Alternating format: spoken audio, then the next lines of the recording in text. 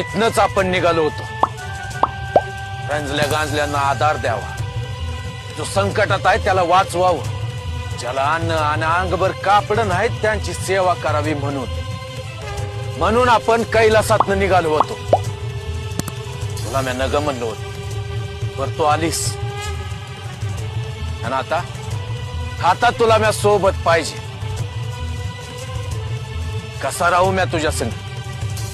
आता तर कुठं काम सुरू झाले आहेत, अजून रानमाळ भटकायचं आहे, वाड्या वस्त्या नद्या नालं वड ओलांडून लोकांनी भेटायचं आहे. आणि तूच अशी रडत राहिली तर माझा पाय बी निघायचं नाहीत ना. आपलं नातं युगायुगाचं हाय. आदिशक्ती आहेस तू, लय मोठं स्थान आहे तुझं.